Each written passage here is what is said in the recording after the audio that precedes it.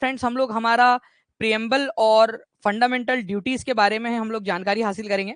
तो आप सभी लोग जल्दी जल्दी से बता दीजिए अगर आप लोगों को आवाज बराबर आ रही है, स्ट्रीमिंग भी आप सभी लोगों को बराबर है।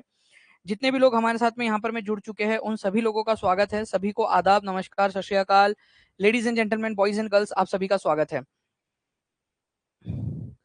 चलिए बहुत बढ़िया। मुझे लगता है कि क्लास बिल्कुल निर्बाध रूप से जा रही है और आप लोगों को आवाज भी आ रही है।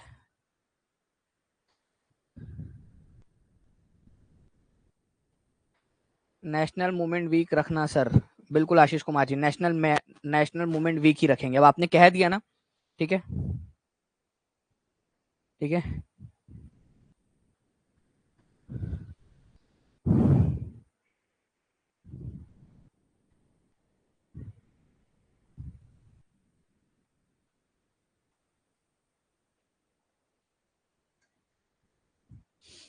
आपने बस कह दिया, मतलब कह दिया। मेरे बस में नहीं वरना मैं कुदरत का लिखा हुआ काटता। तेरे हिस्से में आए बुरे दिन कोई और दूसरा काटता। लारियों से ज्यादा तेज बहाव है तेरे हर एक लफ्ज में। मैं इशारा नहीं काटता, तेरी बात क्या काटता। अब तो वही रखेंगे आशीष भाई, अब तो वही रखेंगे। मैंने भी जिंदगी में शबे हिजर काटी है सबकी तरह। वैसे बेहतर तो होता कि मैं कुछ और काटता। तेरे होते हुए मोमबत्ती बुझाई किसी और ने। क्या खुशी रह गई थी जन्मदिन की, मैं केक क्या काटता। कोई तो हो, कोई भी तो नहीं जो मेरे भूखे रहने पे नाराज हो। जेल में तेरी तस्वीर होती तो हंसकर सजा काटता। वो तहजीब भाभी का बहुत बढ़िया वाला शेर है। तो आ जाइए यहाँ पर। मैं अभी हम लोग माहौल बन गया अभी पढ़ाई वाला, चलो बढ़िया से। ठीक है, अब यहाँ पर मैं आ जाओ सारे के सारे लोग। प्रियम्बल की मैं बात करूँ फ्रेंड्स, वैसे यहाँ पर मैं अगर प्रियम्बल की बात करूं यहाँ पर, तो प्रियम्बल या प्रस्तावना जो है हमारे संविधान का एक इंट्रोडक्शन है बेसिकली। ठीक है, इंट्रोडक्शन जो सबसे पहले हमारे संविधान के अंदर में है।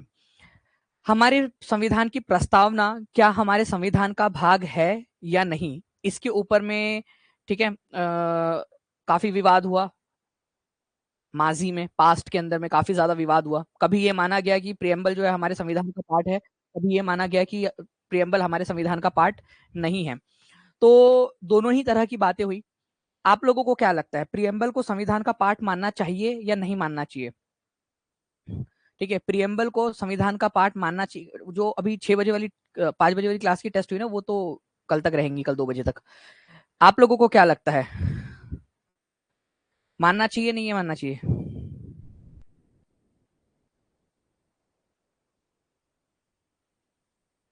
हाँ, अलग अलग राय है, अपनी अपनी आप राय रख सकते हो, क्योंकि इससे क्या होगा ना, आप लोगों को और इंटरेस्ट आएगा पढ़ने में। आपको समझ में आएगा कि यार आप खुद खुद इसमें कंट्रीब्यूट कर रहे हो। मतलब मेरा इतना इंपॉर्टेंट है कि सारा प्रियम्बल जो है वो संविधान का पार्ट रहना चाहिए कि नहीं रहना चाहिए करके, मतलब मेरा भी मत मैटर करता है करके। तो देखिए फ्रेंड्स, अगर मैं बताऊं सबसे पहली बात प्रियम्बल की, तो प्रियम्बल जो है ना हमारे संविधान को समराइज करने की कोशिश करता है।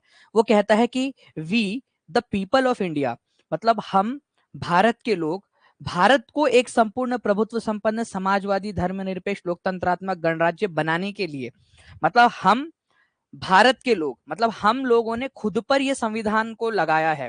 पहली बात तो ये बोल रहा है आप लोगों का, सबसे पहली बात तो ये बोल रहा है कि हमने लगाया है, हमने खुद ने ये संविधान हमारे ऊपर में लगाया है, कोई बाहर वाले ने आके नहीं लगाया। तो सबसे पहली बात यही है, we the people of India. इसका मतलब क्या है, ये क्वेश्चन आप लोगों से एक एग्जाम में पूछा गया। इसका मतलब क्या है? इसका मतलब यह है कि ये संविधान हमारे द्वारा, हम ही ने अपने ऊपर में इंपोज किया है, ये इसका मतलब है। ठीक है, पूरा का पूरा मैं आप लोगों को एक एक शब्द को पोस्टमार्टम करेंगे हम लोग यहाँ पर में। आप लोगों ने टेंशन लेने की जरूरत नहीं है। काफी सारे शब्द ऐसे होते हैं, संप्रभुता, सोवरेनिटी, इसका मतलब क्या होता है? काफी सारे लोगों को मैं अभी भी पूछूंगा तो अभी भी बता नहीं पाएंगे वो क्या होते हैं। ठीक है, संप्रभुता का मतलब क्या होता है? सर संप्रभुता का मतलब प्रभु श्री राम से तो नहीं है कोई यहाँ पर में, या प्रभु श्री कृष्ण से, या फिर उनके जमाने में कोई एक ऐसा पक्षी था, प्राणी था, ऐसा तो कुछ नहीं है सर। उनको नहीं समझ में आएगा। तो मैं आप लोगों को बता दूं कि भाई संप्रभुता क्या होता है, सारी की सारी चीजें जो है हम लोग यहाँ पर में बात करेंगे इस बारे में। ठीक है, तो ब्रीफ इंट्रोडक्टरी स्टेटमेंट है यहाँ पर में, हमारे संविधान की फिलोसफी को इंट्रोड्यूस करता है। देखिए प्रियम्बल जो है फ्रेंड्स हमें बताता है कि हमारे संविधान का सोर्स क्या है। सोर्स क्या है हमारे संविधान का? हमारे संविधान का सोर्स है हम we the people of India, हम है सोर्स संविधान के। ये बताता है आप लोगों का, ठीक है, कि नेचर क्या है हमारे स्टेट का। हमारा देश धर्मनिरपेक्ष राज्य रहेगा, लोकतंत्रात्मक गणराज्य रहेगा हमारा देश, ठीक है। हमारा बताता है कि इसका ऑब्जेक्टिव क्या है, संविधान का ऑब्जेक्टिव क्या है भाई, इक्वेलिटी देना, प्रॉस्पेरिटी लेकर आना, सबको समान अवसर प्रदान करना, ये हमारा ऑब्जेक्टिव है हमारे संविधान का, ठीक है। इसका एडॉप्शन कब हुआ था, एडॉप्शन मतलब इसको अपनाया कब गया था, आज तारीख 26 नवंबर 1949 ईस्वी को एतद द्वारा इस संविधान को अंगीकृत, अधिनियमित और आत्मर्पित करते हैं। जय हिंद। तो ये जो है फ्रेंड्स, आप लोगों का डेट ऑफ एडॉप्शन भी उसमें दी गई है। तो प्रियम्बल में ये 4 बातें दी गई है आप लोगों की। अगर मैं आप लोगों से बात करूं, ये 4 बातों की बात करूं मैं आप लोगों से, ठीक है, तो ये जो 4 चीजें हैं ना आप लोगों की, ये हमारा प्रियम्बल बनाती है। और ये जो प्रियम्बल है, ये आप लोगों को पंडित जवाहरलाल नेहरू ने जो ऑब्जेक्टिव रिजोल्यूशन रखा था, ठीक है, ऑब्जेक्टिव रिजोल्यूशन कब रखा था उन्होंने, ये ऑब्जेक्टिव रिजोल्यूशन जल्दी बताओ, ठीक है, प्यारे प्यारे बच्चों जल्दी जल्दी से बताओ कब रखा था उन्होंने ये ऑब्जेक्टिव रिजोल्यूशन, ठीक है। ऑब्जेक्टिव रिजोल्यूशन कब रखा था उन्होंने, ये रखा था उन्होंने 13 दिसंबर को, 13 दिसंबर को 1946 में संविधान सभा के सामने, कि हमें संविधान कैसा बनाना है।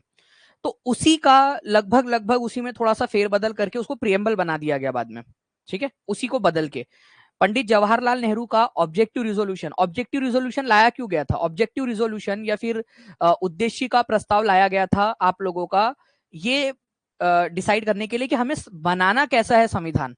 फिर बाद में सोचा यार प्रियम्बल क्या रखे, प्रस्तावना क्या रखे, क्योंकि यूएसए के संविधान में उनकी प्रस्तावना है, प्रियम्बल है उन लोगों का, एक छोटा सा इंट्रोडक्शन, तो हमारे पास में भी होनी चाहिए। तो बोला क्या करे क्या करे क्या करे यार, क्या करे क्या करे क्या करे, सोचो सोचो सोचो। तो फिर सोचे कि यार चलो, जवाहरलाल नेहरू जी ने जो है ना ऑब्जेक्टिव रिजोल्यूशन बहुत मस्त बनाया था, मेरे को मजा आ गई थी पढ़ के। तो एक काम करते उसी में थोड़ा सा नहीं कि इधर उधर करके उसको बना देते हमारी प्रियम्बल। तो प्रियम्बल ऑब्जेक्टिव रिजोल्यूशन से बहुत ज्यादा प्रेरित है, ये याद रखना है आप लोगों ने। ऑब्जेक्टिव रिजोल्यूशन उद्देश्य का प्रस्ताव 13 दिसंबर 1946 को संविधान सभा के सामने रखा था पंडित जवाहरलाल नेहरू ने। वैसे ये पास कब हुई थी ऑब्जेक्टिव रिजोल्यूशन, कोई बता सकता है क्या? थोड़ा सा एक लेवल आप लोगों की खिंचाई और की जाए, थोड़ा सा स्ट्रेच किया जाए आप लोगों को, ऑब्जेक्टिव रिजोल्यूशन कब पास हुआ था? आप लोगों को पता होना चाहिए ऑब्जेक्टिव रिजोल्यूशन जो है ये वाला जो था, वैसे टॉपिक से हट रहे हम लोग, लेकिन ये पास हुआ था आप लोगों का 22 जनवरी को, 22 जनवरी 1947 को, ठीक है, ये याद रखना है आप लोगों ने, 22 जनवरी 1947 को। और इसी दिन जो है क्या किया गया था, हमने एक शपथ ली थी, ठीक है, एक शपथ ली थी कि अब जो है हम लोग क्या करेंगे, हम लोग जो है संविधान देकर रहेंगे हमारे देश को। अब हमारा सिलेबस तैयार हो गया, अब हम संविधान बनाएंगे। Objective resolution basically syllabus type का, कि भाई रखना क्या है, कैसे बनाना है, किस बारे में बात करनी है, वो वाली चीज थी ऑब्जेक्टिव रिजोल्यूशन। उसी से प्रेरित होकर फिर प्रियम्बल बना दिया। प्रियम्बल जो है फ्रेंड 26 नवंबर 1949 को उसका एडॉप्शन की डेट है, कि हमारा संविधान कब अपनाया गया था, तो उसी दिन को हम लोग प्रियम्बल को अडॉप्ट करने की भी डेट मानते हैं, ठीक है, कि हमारा संविधान अपनाया कब गया था। अगर आप प्रियम्बल पढ़ोगे, ठीक है, अगर आप प्रियम्बल पढ़ोगे तो उसमें साफ लिखा है कि आज तारीख 26 नवंबर 1949 ईस्वी को एतद द्वारा इस संविधान को अंगीकृत, अधिनियमित और आत्मर्पित करते हैं, मतलब हम इसको एडॉप्ट करते हैं, ठीक है, आत्मर्पित करते हैं। उसको लागू कब करते हैं वो नहीं लिखा था उसके अंदर में, उसमें एडॉप्शन की डेट दी गई है कि हमने संविधान अपना लिया है करके, ठीक है, अपना लिया है कि ये वाला संविधान हम लागू करेंगे, कब लागू करेंगे वो हमने नहीं बताया था उसमें। फिर बाद में जाकर हमने सोचा कि 26 जनवरी 1950 को लागू करते हैं संविधान को। अभी 26 जनवरी क्यों चुना, 24 मार्च क्यों नहीं चुना इन लोगों ने, 26 जनवरी क्यों चुना? तो 26 जनवरी इसलिए चुना क्योंकि इससे 26 जनवरी जो है, 26 जनवरी 20 साल पहले जाओ, 1930 के अंदर में, ठीक है, 1930 के अंदर में आप लोगों ने पहला जो है संविधान, पहला आजादी का दिन मनाया था, ठीक है, पहला आजादी का दिन मनाया था आप लोगों ने, ये याद रखना है आप लोगों ने। तो पहले आजादी का दिन बेसिकली सिंबॉलिक तौर पर मनाया था ऐसे ही 1930 में, 26 जनवरी 1930 को पूर्ण स्वराज दिवस के रूप में मनाया था हमने। पंडित जवाहरलाल नेहरू ने जो है रावी नदी के किनारे के ऊपर में वो झंडा फहराया था। तो उस दिन की याद को ताजा रखने के लिए कि दानिश सर जब एक दिन बीपीएससी वाले बच्चों को, DSSB वाले बच्चों को, यूपी वाले बच्चों को, या जो अलग अलग एग्जाम्स के जो बच्चे हैं उन लोगों को जब दानिश सर पढ़ाएंगे, तो दानिश सर ये बता सके कि 26 जनवरी को रावी नदी के किनारे के ऊपर में पंडित जवाहरलाल नेहरू ने तिरंगा फहराया था। तो ये आप लोगों को मैं पढ़ा सकूं, इस वजह से शायद उन्होंने ये किया होगा। ओके, सिंबॉलिक आजादी का दिन हमने मनाया था। तो उसी दिन हमने हमारा गणतंत्र दिवस मनाया। ये प्रियम्बल का आइडिया आया कहां से हमारे दिमाग के अंदर में कि हम लोगों को भी एक प्रियम्बल रखनी है? आया कहां से ये आइडिया हमारे दिमाग के अंदर में? तो हमारे दिमाग में ये आइडिया आया, भाई यूएसए के संविधान के अंदर में है प्रियम्बल, जो अमेरिका का संविधान है उनके पास में है प्रियम्बल, उनके पास में प्रस्तावना है, तो हमको भी रखनी चाहिए करके। तो प्रियम्बल का आइडिया कहां से लिया गया, ये अपने आप में एक इंपॉर्टेंट क्वेश्चन बन जाता है। तो प्रियम्बल या प्रस्तावना होंगी, संविधान के शुरू में एक कुछ तो भी लिखा हुआ होगा, ठीक है, हम भारत के लोग भारत को वो जो भी, ठीक है, तो ये हमने आइडिया यूएसए के संविधान से देख कर लिया था, ठीक है, ये याद रखना है आप लोगों ने। वैसे ओरिजिनल जो प्रियम्बल थी वो थोड़ी सी अलग थी, और आज जो हम प्रियम्बल देखते हैं उसमें एक एक हल्का सा फर्क है, क्योंकि प्रियम्बल को केवल एक बार मॉडिफाई किया गया है, एक बार उसके अंदर में अमेंडमेंट किया गया है, ठीक है, संशोधन किया गया उसके अंदर में, ये बोल सकते हो आप लोग। तो हमारे भारत के संविधान के अंदर में जो प्रियम्बल है उसको कितने बार मॉडिफाई किया गया, कितने बार उसमें संशोधन किया गया है, ये आप लोगों का, ठीक है, कितने बार किया गया है? तो केवल एक बार किया गया। ये एक अपने आप में एक इंपॉर्टेंट क्वेश्चन बन जाता है कि केवल एक बार किया गया है। उसमें भी क्या चेंज किया गया उसके बारे में भी हम लोग बात करेंगे, और फिर मैं आपको आपके कर्तव्य भी याद दिलाऊंगा कुछ, ठीक है। वैसे फ्रेंड्स, जो एक अमेंडमेंट आप लोगों का हुआ है फंडामेंटल आपके प्रियम्बल के अंदर में, बेसिकली वो हुआ था 42nd कॉन्स्टिट्यूशनल अमेंडमेंट एक्ट 1976 के जरिए, जिसमें 3 मैजिकल वर्ड्स जोड़े गए, ठीक है, socialist, secular and integrity. Socialist शब्द बेसिकली इसका मतलब होता है समाजवाद।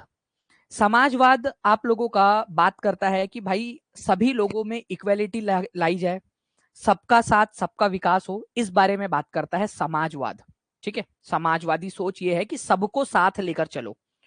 तो ये शब्द हमारे ओरिजिनल प्रियम्बल में नहीं था। तो ये क्वेश्चन बन सकता है कि निम्नलिखित में से कौन सा वाला शब्द ओरिजिनल संविधान में नहीं था? तो ओरिजिनल संविधान के अंदर में सोशलिस्ट शब्द नहीं था आपका, समाजवादी शब्द। पंथ निरपेक्ष या फिर धर्म निरपेक्ष हम इंटरचेंजेबली यूज करते हैं, बट जो मोस्ट एक्यूरेट शब्द है वो है पंथ निरपेक्ष। कई बार हम धर्म निरपेक्ष बोल देते हैं, ऐसा कोई उसमें दिक्कत नहीं आती, लेकिन उसमें थोड़ा सा माइन्यूट सा फर्क है। अगर कभी आप लोग जो है आज्ञा दोगे तो मैं उसमें 15 मिनट का प्रवचन आप लोगों को धर्म निरपेक्ष और पंथ निरपेक्ष के ऊपर में दे सकता हूँ कि उसमें फर्क क्या है करके, बट कभी अलग मुद्दा, ठीक है।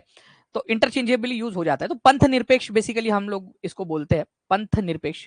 सेक्युलर शब्द जोड़ा गया, पंथ निरपेक्ष, और एक शब्द जोड़ा गया अखंडता, ठीक है, अखंडता शब्द जोड़ा गया।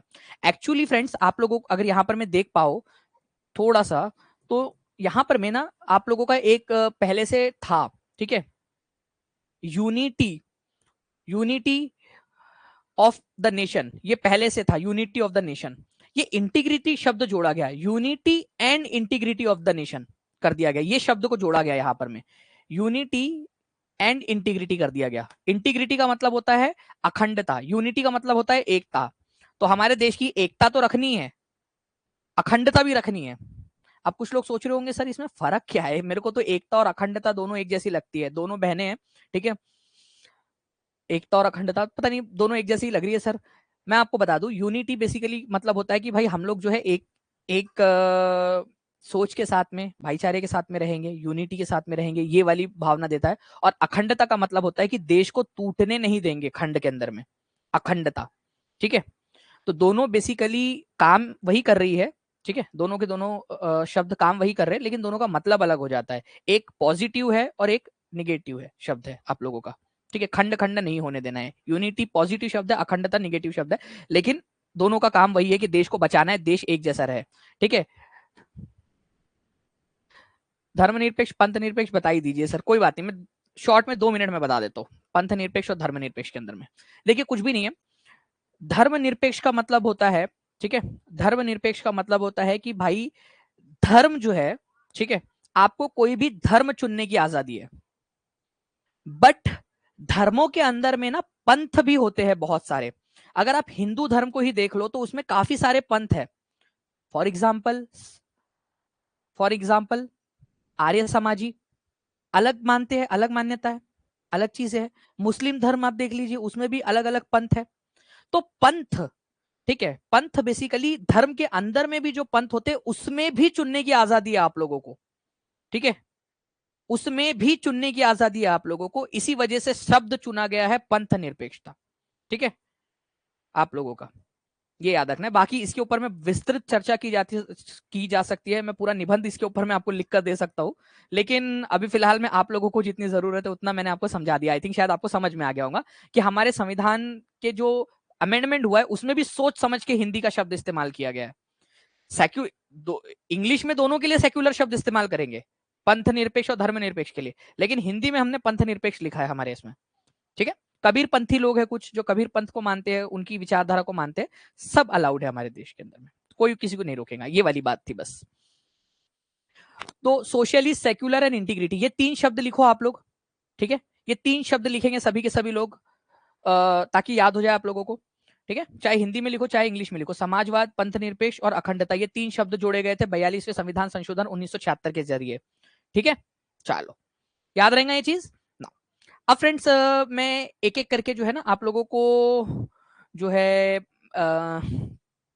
बताता चलूंगा कि और क्या क्या विशेषता है हमारे प्रियम्बल की। वैसे तो ये प्रियम्बल आप लोग इतना सुंदर सा देख रहे हो, ये ओरिजिनल प्रियम्बल है हमारे संविधान की, ओरिजिनल जो कॉपी है उसका। ठीक है, तो मैं आप लोगों को बताना चाहूंगा कि ये जो हाथ, ये जो सजाया गया है ना साथ, ये यहाँ पर में डेकोरेट किया गया है। ठीक है, इसको डेकोरेट किया गया है ब्योहर राम मनोहर सिन्हा के द्वारा। जबलपुर के थे ये ब्योहर राम मनोहर सिन्हा। तो प्रियम्बल को डिजाइन किसने किया है ये याद रखना है आप लोगों ने फ्रेंड्स, ब्योहर राम मनोहर सिन्हा। ठीक है, तो उन्होंने इसको ये किया है। यहाँ पर मैं आप लोग देखोगे कि ये छोटे से उनके हस्ताक्षर भी है यहाँ पर में, वैसे आप लोगों को दिखाई नहीं देंगे क्योंकि बहुत ज्यादा ही छोटे से उन्होंने किया है। ठीक है, ब्योहर राम मनोहर सिन्हा, राम लिखा हुआ है यहाँ पर में उन्होंने अपना नाम, तो ब्योहर राम मनोहर सिन्हा उन्होंने इसको सजाया है मस्त पैकी। तो किसने इसको सजाया ये याद रखेंगे आप लोग। नौ थैंक यू जी, आप सभी लोगों का, जितने भी लोग गुरु पूर्णिमा की शुभकामनाएं दे रहे हैं, आप सभी लोगों को भी गुरु पूर्णिमा की हार्दिक शुभकामनाएं। उम्मीद करता हूँ कि आप लोग भी जो है वो जब स्कूल्स में जाओ तो बहुत अच्छे से जो है ज्ञान का प्रचार प्रसार करो, और वहां पर में जाकर जो भी सूखा पड़ा हुआ है ज्ञान का उसको आप भरो। अब बात करते हैं जो मैंने सबसे पहले आपसे सवाल पूछा था। ठीक है, मेरे साथ खो जाओ आप लोग, प्रियम्बल के अंदर में खो जाओ, मतलब पूरी दुनिया एक शून्य है, बस जो है वो प्रियम्बल है, दानिश सर है सब। ठीक है, आज सब खो जाओ मेरे साथ प्रियम्बल के अंदर में। ठीक है, मैं बात कर रहा था आप लोगों से कि क्या प्रियम्बल हमारा जो है संविधान का पार्ट है या नहीं है। आप लोगों में भी मतभेद थे, क्योंकि हमेशा हर किसी को खुश नहीं किया जा सकता, कभी कोई खुश होगा कभी कोई खुश नहीं होगा, है ना, कोई इसके पक्ष में होगा कोई इसके पक्ष में नहीं होगा, हमेशा ऐसे ही होता है। तो अभी भी कुछ लोग थे जिनका मानना था कि प्रियम्बल को पार्ट मानना चाहिए, कुछ लोगों का मानना था कि प्रियम्बल को पार्ट नहीं मानना चाहिए। हमेशा ऐसे चलते रहेगा, कभी भी ये नहीं होती है कि सब लोग एक ही तरीके से सोचे करके। ओके, तो यहां पर मैं फ्रेंड्स मैं आप लोगों को बता दूं कि प्रियम्बल जो है एक केस हुआ था, बेरूबारी केस। ठीक है, अब मैं केस के अंदर में नहीं जाऊंगा आप लोगों का कि केस क्या था, क्योंकि वो अपने आप में आधे घंटे का एक चीज है। वो बेरूबारी केस जो हुआ था आप लोगों का, उसके अंदर में सुप्रीम कोर्ट ने कहा था कि प्रियम्बल जो है उसको संविधान का पार्ट नहीं माना जा सकता। तो बेरूबारी केस के अंदर में प्रियम्बल को संविधान का पार्ट नहीं माना गया है। ठीक है, पार्ट नहीं माना गया। ठीक है, बट जब केशवानंद भारती केस आया 1973 के अंदर में, तो सुप्रीम कोर्ट अपनी बात से पलट गया। सुप्रीम कोर्ट बोले नहीं भाई, प्रियम्बल जो है वो संविधान का पार्ट है, और संविधान का पार्ट है इस वजह से आर्टिकल नंबर 368 जो बोलता है कि संविधान में हम अमेंडमेंट कर सकते हैं, चेंजेस कर सकते हैं, उसको प्रियम्बल को भी अमेंड किया जा सकता है क्योंकि वो संविधान का पार्ट है। तो बेरूबारी केस के अंदर में प्रियम्बल को, ठीक है, उन्होंने संविधान का पार्ट नहीं माना था। बट केशवानंद भारती केस 1973 के अंदर में, 1973 वाला केशवानंद भारती केस बहुत ही फेमस केस है ये। ठीक है, इसी के अंदर में हमारे संविधान के काफी सारे चीजें क्लियरिफाई हुई थी। हमारे संविधान के अंदर में मूलभूत जो है बेसिकली कुछ चीजें ऐसी है, ठीक है, जिनको चेंज नहीं किया जा सकता, जिनको चेंज कर ही नहीं सकते। ठीक है, वो वैसी की वैसी ही रहेंगी। बेसिक स्ट्रक्चर वाला जो कंसेप्ट है वो इसी के थ्रू आया था, बेसिक स्ट्रक्चर। ठीक है, मतलब उससे छेड़छाड़ नहीं कर सकता कोई भी। जैसे कि फॉर एग्जाम्पल मान लीजिए कि कल जाके मोदी जी ये बोलने लगे कि भाई छोड़ो ये राज्य उज्ज्य वाला खेल बंद करो, अब मैं यहाँ का अकेला प्रधानमंत्री या मैं ही राष्ट्रपति बनूंगा और कोई राज्य उज्ज्य नहीं रहेंगे, पूरा का पूरा एक भारत रहेगा। नहीं जी, मोदी जी, ऐसा नहीं कर सकते आप। केशवानंद भारती केस के अंदर में फेडरलिज्म, जो एक से ज्यादा स्तर पर सरकारों का होना, उसको फेडरलिज्म कहा जाता है आप लोगों का। फेडरलिज्म, फेडरलिज्म को बेसिक स्ट्रक्चर माना गया है कि उसको आप नहीं हटा सकते, वो रहेगा, कितनी भी कोशिश कर लो आप नहीं हटा सकते उसको। तो ऐसे बहुत सारे अलग अलग बेसिक स्ट्रक्चर बना दिए हैं। तो बेसिक स्ट्रक्चर वाला कंसेप्ट कि भाई ये तो होने ही चाहिए, वो भी केशवानंद भारती केस से ही निकल कर आया था। ओके।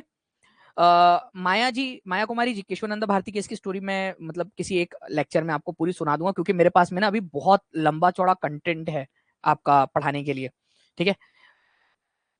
केरल से कहानी शुरू हुई थी, पूरे भारत भर में फैल गई, वो एक अलग मैं एक अलग सेपरेट लेक्चर लेकर ही आपको लोगों को समझा दूंगा केशवानंद भारती वाला। ठीक है। आर्टिकल नंबर 368 के अंदर में ये याद रखना है फ्रेंड्स कि प्रियम्बल के अंदर में चेंज किया जा सकता है, और प्रियम्बल जो है वो पार्ट है संविधान का, ये बोला गया यहां पर में। ओके। उसके बाद में फ्रेंड्स एक बार और ये सवाल उठा था कि क्या माना जाए। ठीक है भाई, 2 बार टॉस कर लिया, बच्चे नहीं बोलते क्या, एक बार टॉस किया बोला ये तो यार भगवान का, दूसरी बार टॉस किया किसी और के खिलाफ, यार नहीं भाई यार ये भी नहीं, तीसरी बार करो जो जिसके पास में आएगा उसमें। तीसरी बार फिर ये सवाल उठा था 1995 में, यूनियन ऑफ गवर्नमेंट भारत सरकार, ठीक है, union government versus LIC of India का एक केस था, उसके अंदर में ये सवाल उठा था। तो उसके अंदर में सुप्रीम कोर्ट ने फिर से एक जो है बात यहाँ पर मैं कही कि भाई ये हमारे संविधान का इंटीग्रल पार्ट है, ये हमारे संविधान का पार्ट है ही। ठीक है, ये याद रखना है आप लोगों ने। ठीक है, संविधान का पार्ट है, ये याद रखेंगे आप सभी लोग। ओके, ये भी एक इंपॉर्टेंट पॉइंट है आप लोगों का। तो बेरूबारी केस 1960 के अंदर में क्या बोला गया, बेरूबारी केस के अंदर में प्रियम्बल पार्ट नहीं है। केशवानंद भारती केस के अंदर में बोला गया पार्ट है। ठीक है। और उसके बाद में एलआईसी का जो केस हुआ था आप लोगों का, union of India versus LIC का 1995 में, उसमें फिर से बोला गया कि केस जो है वो जो है संविधान का पार्ट है। यहाँ पर में केस तो अच्छे से पढ़ा दीजिए, केस को अच्छे से पढ़ा दीजिए। यादव जी, केस आपके एग्जाम के अंदर में नहीं आने वाला है। ठीक है, केस आपके एग्जाम के अंदर में नहीं पूछेगा, मैंने आपको सिर्फ ये रेफरेंस के लिए बताया है। ठीक है, मैं चाहूँ तो एक एक केस, इसके अलावा वाले भी बहुत सारे केस हम लोग जा सकते हैं यहाँ पर में। ठीक है, बट आप ये समझिए बात कि आपकी एक चीज के लिए बाकी बहुत सारे जो बच्चे यहाँ पर में, कितने बच्चे हैं यहाँ पर में, 704 बच्चे जो है उन लोगों का वो हो जाएगा कि उनका कोई काम का नहीं है वो चीज यहाँ पर में। ठीक है। ओके, चलिए। Fundamental rights are given in which part of the constitution, fundamental rights कौन से वाले पार्ट के अंदर में दिए गए थे। जो काम की चीज है वो आप लोगों को बता दूंगा मैं। आपको बताया मैंने यहाँ पर में आप लोगों को कि भाई बेरूबारी केस के अंदर में नहीं माना गया था, केशवानंद भारती केस में माना गया, और एलआईसी वाले केस में माना गया। बस इतनी बात याद रखनी है आप लोगों ने। ठीक है। तो भारतीय संविधान में मौलिक अधिकार किस भाग में दिए गए, तो भाग नंबर 3 में, ये हम लोग ऑलरेडी पढ़ चुके हैं। ठीक है। How many fundamental rights are mentioned in Indian constitution, पहले 7 थे, पहले 7 थे, अब कितने हो गए हैं, पहले 7 थे अब कितने हो गए, 6 हो गए हैं। वो राइट टू प्रॉपर्टी हटा दिया गया था, तो वो भी मैं आपको ऑलरेडी पढ़ा चुका हूँ। ठीक है, फंडामेंटल राइट्स वाले लेक्चर में, जिसने नहीं देखा है वो उसको जरूर देखे। भारतीय संविधान में कितने मौलिक अधिकारों का उल्लेख है, तो 6, हम कर चुके इसको अभी। भारत का संविधान कब अंगीकृत किया गया था, कब एडॉप्ट किया गया था, एडॉप्ट कब किया गया था इसको,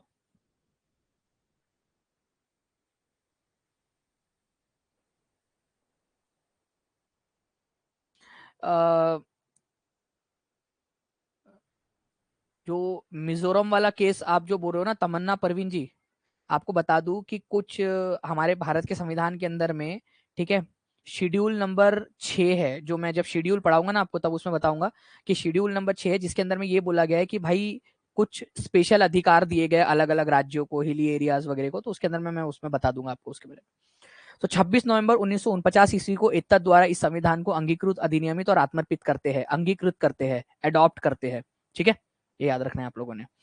आपको बताना है निम्नलिखित में से कौन सा एक भारतीय संविधान के उद्देश्यों को प्रतिबिंबित करता है।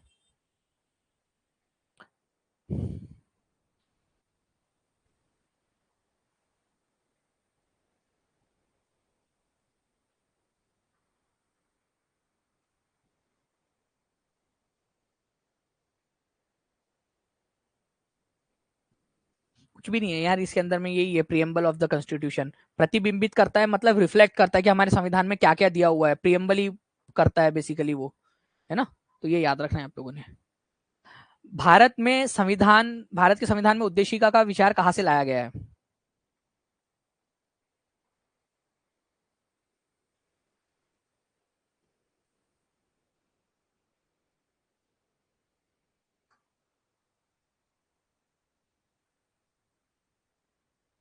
यूएसए से लिया गया, यूएसए के संविधान से। इन शब्दों को क्रोनोलॉजिकल ऑर्डर में लगाना है आप लोगों ने।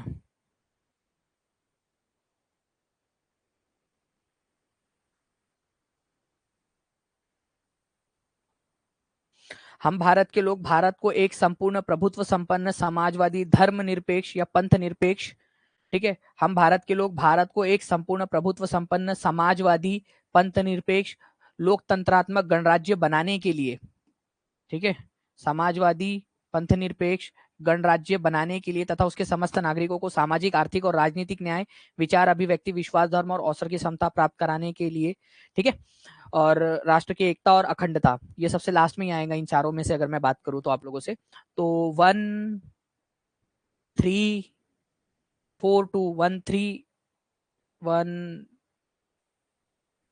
3 4 2। अच्छा ये बोला, अच्छा क्रोनोलॉजी बोला ही नहीं है उसने। ओहो, हम भी ना कमाल करते हैं, हम भी कभी कभी कमाल ही कर देते हैं, मतलब जो क्वेश्चन नहीं पूछा था वो भी बना लेते हैं। बट बना लिया हम लोगों ने, देखा ना क्वेश्चन बना लिया हम लोगों ने एक, ठीक है, उसमें बोला है कि कौन सा वाला शब्द शामिल नहीं थे 26 नवंबर वाली में, ये शामिल नहीं था, सोशलिस्ट सेक्युलर शामिल नहीं था, इंटीग्रिटी भी शामिल नहीं था, केवल रिपब्लिक था शामिल। तो 1 3 2 1 2 3 सिंपल, मतलब हमने क्वेश्चन बना के उसका आंसर भी दे दिया। कमाल है हम लोग भी, एग्जामिनर की जॉब खा जाएंगे हम लोग, मैं बता रहा हूँ आपको। एग्जामिनर को बोलो तेरी जॉब भी खा जाएंगे करके, हम ही पेपर सेट करेंगे और हम ही सॉल्व भी कर लेंगे। आ जाओ इधर में आगे में, धर्मनिरपेक्ष शब्द या बेसिकली बोला जाए तो पंथ निरपेक्ष शब्द जो है प्रस्तावना में कौन से संविधान संशोधन के जरिए जोड़ा गया?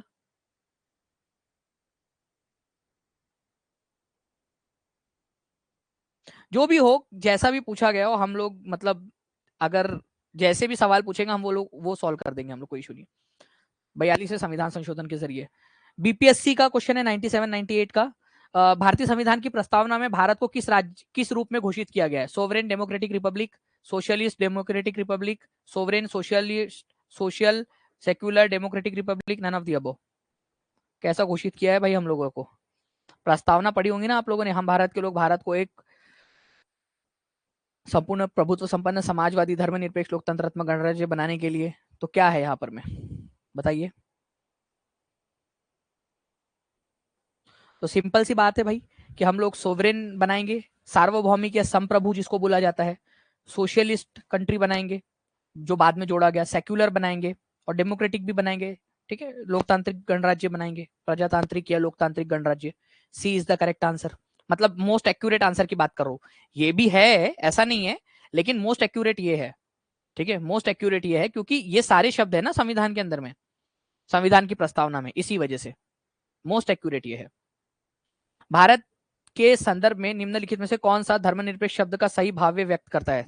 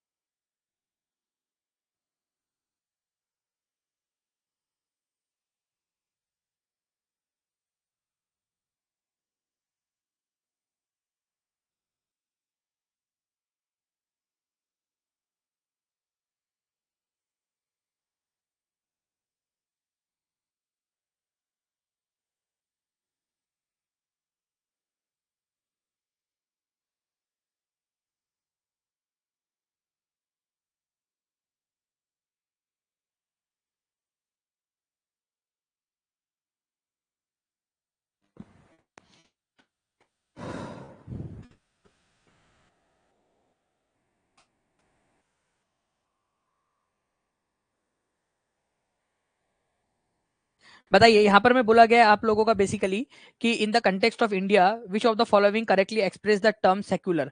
तो अगर मैं बात करूं फ्रेंड्स यहाँ पर में, तो यहाँ पर में भारत के अंदर में कोई भी ऑफिशियल धर्म नहीं है भारत का, ये याद रखना है आप लोगों ने, भारत का कोई भी ऑफिशियल धर्म नहीं है, मतलब देश का कोई धर्म नहीं होगा, ठीक है, बहुत सारे रिलीजन है हमारे इंडिया में, मानते हैं, बहुत सारे अलग अलग देशों में भी होते हैं, ठीक है, तो वो धर्मनिरपेक्ष होंगे ऐसा जरूरी नहीं है, ठीक है, एंजॉयज रिलीजियस फ्रीडम, ठीक है, बहुत सारे देशों में होता है। एक्चुअल में हमारे देश का स्टेट रिलीजन नहीं है, ऐसा नहीं है कि हमारा देश जो है एक मुस्लिम देश है या हिंदू देश है या सिख देश है या ईसाई देश है। हमारे देश में सरकारी कोई धर्म सरकारी धर्म नहीं है। सरकार किसी भी धर्म को ना तो प्रमोट करती है ना ही डिमोट करती है, सभी धर्मों को समान नजरों से देखती है। ये इसका मतलब होता है धर्मनिरपेक्षता का हमारे भारत के अंदर में। ये याद रखना है आप लोगों ने, धर्मनिरपेक्षता का मतलब ये है भारत का, ठीक है।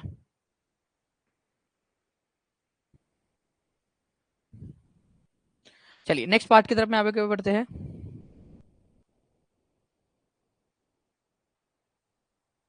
आप लोगों को बोला गया है कि भारत के संविधान में उद्देशिका में कितने प्रकार के न्याय की व्यवस्था की गई है। हम भारत के लोग भारत को एक संपूर्ण प्रभुत्व संपन्न समाजवादी धर्मनिरपेक्ष लोकतंत्रात्मक गणराज्य बनाने के लिए तथा उसके समस्त नागरिकों को सामाजिक आर्थिक और राजनीतिक न्याय, ठीक है, सामाजिक आर्थिक और राजनीतिक न्याय, तीन प्रकार के न्याय देने की बात करते हैं हम लोग उनको, तो तीन प्रकार के न्याय की बात की गई है। सिंपल सी बात है, सिंपल डिंपल, ठीक है, ओके। तीन प्रकार के न्याय की बात की गई है। किस वाद के फैसले में सर्वोच्च न्यायालय ने सर्वप्रथम घोषित किया कि उद्देश्य का संविधान का हिस्सा नहीं है, ठीक है, वो हिस्सा नहीं है।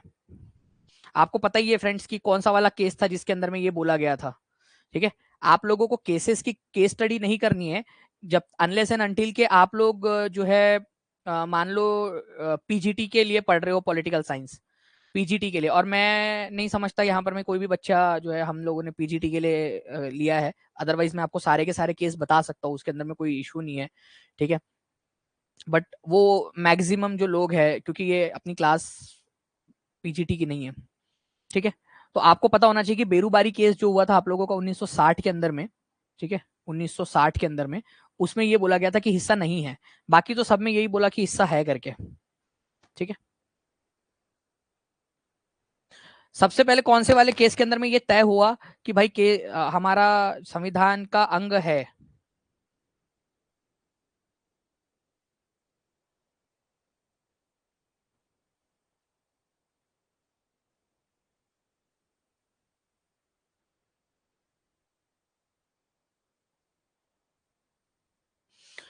सिंपल सी बात है फ्रेंड्स कि भारत के संविधान के अंदर में, ठीक है, भारत के संविधान में काफी बार जो है सुप्रीम कोर्ट ने दखल दिया है, और मैंने अभी आप लोगों को बताया कि केशवानंदा भारती केस जो कि 1973 में हुआ था आप लोगों का, 1973 के अंदर में, इसके अंदर में ये बात की गई थी। अब कुछ बच्चे यहाँ पर में फूफाजी टाइप के ये हो सकते हैं कि सर पूरा का पूरा केस पढ़ाओ, ठीक है, जो कि उनके काम का है नहीं। मैं आप लोगों को बता दूं, काफी सारे बच्चों को मैं ऐसे भी जानता हूं, ठीक है, जिनसे मैं 10 सवाल पूछूंगा ना उस क्लास से रिलेटेड, तो वो नहीं बताएंगे। मैं सबको नहीं कह रहा, जो सवाल पूछते मैं एक आध दो की बात कर रहा हूँ, कुछ बच्चे ऐसे भी रहते हैं जिनसे मैं 10 सवाल पूछूंगा उस क्लास से रिलेटेड, ठीक है, वो शायद से 6 या 7 का भी जवाब ना दे पाए, ठीक है, 7 का भी जवाब नहीं दे पाएंगे, तो मुश्किल से 3-4 जवाब दे पाए। लेकिन उनके उनके क्वेश्चंस जो होते हैं ना वो उस लेवल के होते हैं जो पीजीटी वाला बच्चा पूछने में शर्मा जाए, ठीक है, उस लेवल के वो सवाल पूछते हैं, और फिर बाद में जवाब ना दो तो बोलते हैं कि हमारे कमेंट का रिप्लाई नहीं देते। मैं लिटरली बता रहा हूँ आपको, ठीक है, इस तरीके के लोग होते हैं आपका, इस तरह के होते हैं जिनको मतलब पीजीटी वाला बच्चा शर्मा जाएगा वो सवाल पूछने से।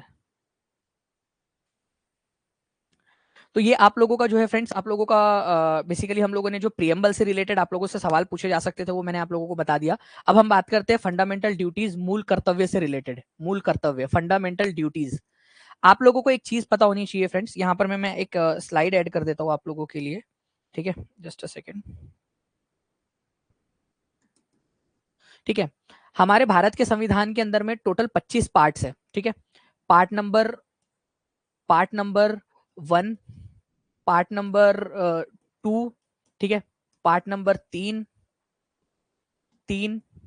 पार्ट नंबर 4, ठीक है, पार्ट नंबर 5, फिर 6-7 ऐसे।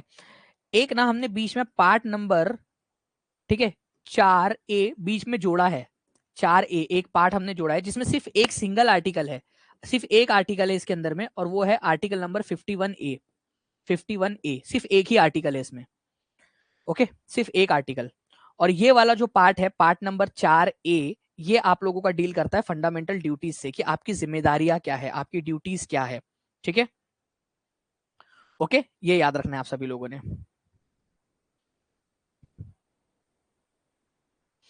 ओके, चलिए, तो ये थोड़ा सा आप लोगों ने याद रखना है, इंपॉर्टेंट है, एग्जाम के अंदर में आप लोगों से पूछा जा सकता है। Part 4A, article number 51A के अंदर में। नाउ फ्रेंड्स, फंडामेंटल ड्यूटीज क्या है और इसको बाद में क्यों जोड़ा गया, क्योंकि ये देखिए आप लोगों का ये ए से ही समझ में आ रहा है कि इसको बाद में जोड़ा गया, ये ओरिजिनली नहीं था। इसको 42nd कॉन्स्टिट्यूशनल अमेंडमेंट एक्ट के जरिए, ठीक है, 1976 के अंदर में जोड़ा गया था इसको। ठीक है, 1976 में जोड़ा गया। उसमें यह देखा गया कि भाई जब आप लोगों के पास में कुछ फंडामेंटल राइट्स है, कुछ आपके राइट्स है, कुछ अधिकार है आप लोगों के, तो आपकी कुछ ड्यूटीज भी बनती है। जब आपके पास में अधिकार है तो कुछ ड्यूटीज भी बनती है, तो ड्यूटीज को यहां पर मैं आप लोगों का जोड़ा गया। उसी के बारे में मैं आप लोगों को पूरी की पूरी बात यहां पर मैं बताने वाला हूं। ठीक है, सिटीजन्स जो है फ्रेंड्स, उन लोगों के ऊपर में कुछ जो है, जब वो अधिकारों का आनंद ले रहे हैं तो उनके देश के प्रति भी कुछ कर्तव्य होना चाहिए। ठीक है, इस वजह से हमारे देश के संविधान के अंदर में आज के दिन टोटल 11 आप लोगों की ड्यूटीज है, टोटल 11 कर्तव्य है आप लोगों के। एक एक करके मैं आप लोगों को उन कर्तव्यों के बारे में भी बताऊंगा, लेकिन फ्रेंड्स मैं थोड़ा सा आप लोगों को इसका थोड़ा ओवरव्यू देना चाहता हूँ। ठीक है, चांदनी रॉय जी, मैंने आपका कमेंट पढ़ लिया है। आप क्या कर रहे हो पता है क्या, आप खुद का ही नुकसान कर रहे हो, इसमें कोई नहीं है, क्योंकि कमेंट्स बाकी लोगों को तो मेरे ख्याल से दिखाई दे नहीं रहे हैं। तो बस आप ही कॉपी पेस्ट करके आप ही खुद का नुकसान कर रहे हो। मैंने पढ़ लिया है और वो हो रहे हैं, आप अभी थोड़ी देर के अंदर में ही देखोगे वो उस चीज को। ठीक है, ठीक है, अभी कोमल जी को रिवर्स और ये सारे लेक्स वगैरह के बारे में पूछना है कि वो कब पढ़ाओगे करके, मतलब ये नहीं पढ़ना है आप लोगों को। ठीक है, ठीक है, नेहा परवीन जी बिल्कुल आप कर सकते हैं यार, वो अलग से चीजें हैं जो मेरे ख्याल से बीपीएससी के थ्रू आप डाउट्स को क्लियर करवा सकते हो। यहाँ पर मैं आई थिंक अपन लोग पढ़ने के लिए आए हैं। कोई नहीं, सबकी अपनी अपनी जिंदगी है। Original constitution does not contain fundamental right, fundamental duties, originally ये नहीं था। 1976 के अंदर में ये सोचा गया कि भाई जब आपको फंडामेंटल राइट्स मिल रहे हैं तो आप लोगों की कुछ ड्यूटीज भी होनी चाहिए, क्योंकि यूएसएसआर में उस समय में यूएसएसआर करके एक देश हुआ करता था। ठीक है, जो अब टूट गया है, अब सबसे बड़ा पार्ट उसका बेसिकली रशिया है, यूएसएसआर। ओके, तो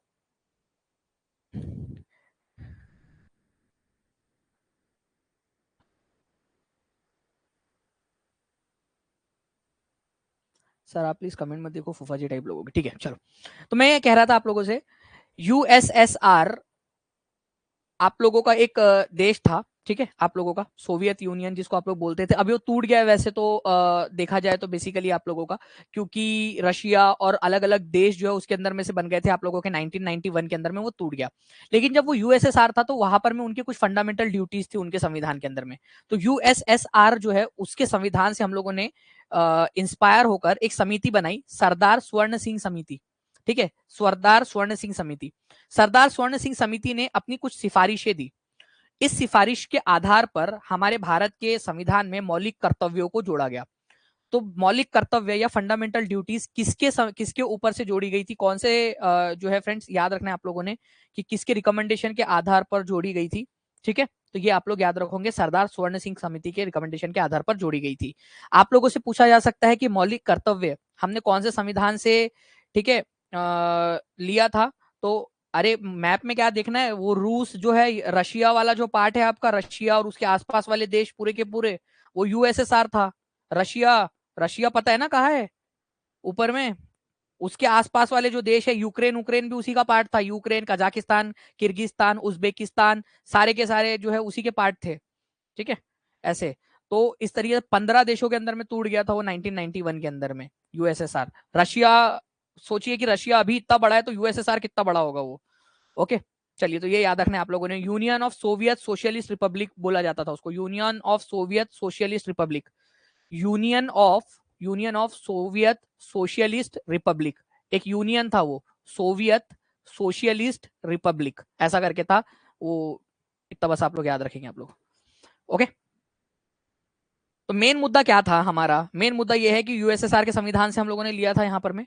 ठीक है जी, निदा जी, मैक्सिमम सेम है, मैक्सिमम सेम है। देखिए इवन मैं आप लोगों को बता दूं कि जो यूपी वाले बच्चे हैं, जो यूपी की तैयारी कर रहे हैं, उनका मैक्सिमम जो यूपी का सुपर टेट है, आप लोगों का अगर यूपी के सुपर टेट के लिए कर रहे हो आप लोग, तो आपका बिहार का बहुत सारा पार्ट उसके अंदर में कवर हो जाएगा। और जो बिहार वाले बच्चे कर रहे हैं उन लोगों का भी यूपी के अंदर में हो जाएगा। दोनों मुख्यमंत्रियों को आपस में बिठा दो, आपस में बात करा दो कि भाई दोनों को एक दूसरे के अंदर में अलाउ करा देंगे करके, ऐसा ऐसा कुछ तो भी करा लो आप लोग, मतलब बेसिकली मांडवली टाइप जो बोलते हैं उसको करा लो आप लोग, ठीक है। जी हाँ, हबीब Ansari ji, fundamental rights, fundamental duties और प्रियम्बल में चेंज, वो दोनों के दोनों आपके 42nd कॉन्स्टिट्यूशनल अमेंडमेंट एक्ट के जरिए ही हुए हैं, ठीक है। इस उसमें बहुत सारे चेंज हुए थे 42nd कॉन्स्टिट्यूशनल अमेंडमेंट एक्ट में, इसी वजह से तो उसको मिनी कॉन्स्टिट्यूशन कहा जाता है। 42nd कॉन्स्टिट्यूशनल अमेंडमेंट को मिनी कॉन्स्टिट्यूशन, छोटा संविधान बोलते हैं 42nd कॉन्स्टिट्यूशनल अमेंडमेंट एक्ट को 1976 को, क्योंकि उसमें बहुत सारे चेंजेस हुए, उसमें से ये एक चेंज था, उसी में से था एक चेंज। ओके, हाँ, आटा साटा कर लो, बिल्कुल सही बात है, आटा साटा कर लो। वैसे भी तो आटा साटा मतलब होता ही है यूपी बिहार के, मतलब लालू प्रसाद यादव की बेटी उधर गई, उधर की बेटी चलता है वो तो, अड़ोस पड़ोस है। स्वर्ण सिंह कमेटी जो थी फ्रेंड्स, उन्होंने जो है यहाँ पर में 8 फंडामेंटल ड्यूटीज सजेस्ट किए थे, लेकिन बाद में जब संसद में उसको रखा गया तो 10 फंडामेंटल ड्यूटीज हो गई वो। कुछ सदस्य थे जिन्होंने और कुछ उसमें जोड़ने के लिए आग्रह किया। तो टोटल जो है 1976 के अंदर में, ठीक है, बात की गहराई को समझना आप लोग, ठीक है, 1976 के अंदर में, ठीक है, नाइन 1976 के अंदर में जो 42वां संविधान संशोधन था आप लोगों का, कॉन्स्टिट्यूशनल अमेंडमेंट एक्ट, ठीक है, 1976, उसके जरिए आप लोगों की टोटल 10 फंडामेंटल ड्यूटीज आप लोगों की जोड़ी गई थी, 10। अब ये 11वीं कहां से आ गई फिर, ये याद रखेंगे आप लोग, ये इंपॉर्टेंट है। एक और बाद में जोड़ी गई, एक फंडामेंटल ड्यूटीज बाद में जोड़ी गई 2002 में, 2002 में 86 संविधान संशोधन के जरिए, कॉन्स्टिट्यूशनल अमेंडमेंट एक्ट के जरिए, जब आप लोगों की यह जिम्मेदारी दी गई कि अगर आपके छोटे बच्चे हैं या आप किसी के अभिभावक हो, तो आप लोगों की जिम्मेदारी बनती है कि 14 साल की उम्र तक उन लोगों को क्या करोगे आप लोग, स्कूल भेजने का प्रबंध करोगे, स्कूल भेजोगे, ठीक है। तो ये याद रखना है आप लोगों ने। मूलभूत कर्तव्य पार्ट नंबर 4A के अंदर में दिए गए हैं, जो मैंने अभी आप लोगों को पूरा का पूरा बताया। आर्टिकल नंबर 51A, केवल एक ही आर्टिकल है उसमें, सिर्फ एक आर्टिकल है। आर्टिकल नंबर 51 क्या था, याद करो, हम लोगों ने पिछले बार पढ़ा था कि 51 साल के पिताजी हो गए, तो उन्होंने बोला भाई अब मेरे को पीस चाहिए अंतरराष्ट्रीय स्तर के ऊपर में, ठीक है, अब छोड़ दो करके, है ना, पीस, इंटरनेशनल पीस मेंटेन करेंगे, वो 51 था आप लोगों का। उसके जस्ट बाद में एक आर्टिकल और जोड़ा गया, आर्टिकल नंबर 51A आप लोगों का, ठीक है, 51A। ओके, केवल एक आर्टिकल है इसमें, इसको यूएसएसआर से लिया गया था आप लोगों का, ये भी याद रखना है आप लोगों ने, union of Soviet socialist Republic, उस समय था 1990 में, 1991 के अंदर में वो बेसिकली वो टूट गया था 1991 के अंदर में, सोवियत। अच्छा, जैसे डीपीएसपी को हम लोगों ने देखा था कि डीपीएसपी जो है उसको आप कोर्ट में चैलेंज नहीं कर सकते, तो अगर मान लो मैं ये मूल कर्तव्य को पालन नहीं करता हूं, तो क्या मेरे को कोर्ट में घसीट के लेके जा सकते हो, चलो दानिश सर अभी कोर्ट में लेके चलता हूं आपको, चलो चलो चलो चलो, नहीं ले जा सकते, ठीक है, ये याद रखना आप लोगों ने, ये गैर न्यायोचित है, ये नॉन जस्टिशिएबल है। कोशिश की गई कि क्या इसको हम लोग न्यायोचित बनाएं, क्या इसको जो है एकदम कंपलसरी करना चाहिए, लेकिन फिर बाद में जो है कुछ फूफाजी टाइप के लोग आ जाते हैं, वो फिर बोलते हैं कि भाई यार नहीं ना, ठीक है, ऐसे तो आजादी खत्म हो जाएगी। मतलब उनकी भी बात सही है एक तरीके से देखा जाए तो, क्योंकि ऑब्वियस सी बात है कि आप लोग खुद देखिए, आप लोग देखिए कि अगर मान लो कि बंदिशें लगा दी गई आपके ऊपर में, तो फिर आप अपनी आजादी को नहीं बहुत ज्यादा जी पाओगे, बहुत ज्यादा बंदिशें अगर कर्तव्य आपके लगा दिए गए तो। लेकिन मुझे ऐसा लगता है कि मूल कर्तव्यों को कर्टेल करके थोड़ा सा उसमें रैशनलाइज करके उसको कंपलसरी कर देना चाहिए, ठीक है। अलग अलग लोगों के अलग अलग मत हो सकते हैं। तो फंडामेंटल ड्यूटीज जो है आप लोगों की, ये कोर्ट के द्वारा एनफोर्सेबल नहीं हो सकती, ठीक है। हमसे एक्सपेक्ट किया जाता है, ठीक है, हमसे एक्सपेक्ट किया जाता है कि हम लोग जो है इसको फॉलो करेंगे, हम जो है इसको क्या करेंगे, हम इसको इसका पालन करेंगे बेसिकली, ठीक है, ये याद रखना है आप लोगों ने। तो बस इतनी सी बात है कि भाई ये वाली बात थी आप लोगों की, ठीक है। नाउ अब मैं बात करता हूं आप लोगों से फ्रेंड्स कि 42nd कॉन्स्टिट्यूशनल अमेंडमेंट एक्ट के जरिए आप लोगों का 10 फंडामेंटल ड्यूटीज को जोड़ा गया था। एक 11वें नंबर की फंडामेंटल ड्यूटीज जो अभी मैंने आप लोगों से बताया यहां पर में, ठीक है, कि एक जो थी आपकी 11वें नंबर की वो 2002 में 86वें संविधान संशोधन के जरिए जोड़ी गई। ठीक है, जब आपका आर्टिकल नंबर 21A जोड़ा गया था ना, उसी के समय में इसको भी जोड़ा गया था आप लोगों का। ठीक है, चलो। राखी पूछ रही है कि सर आपके कितने फूफा जी है? फूफा जी का तो पता नहीं, लेकिन एक राखी फूफी जी तो है आप मेरी एक।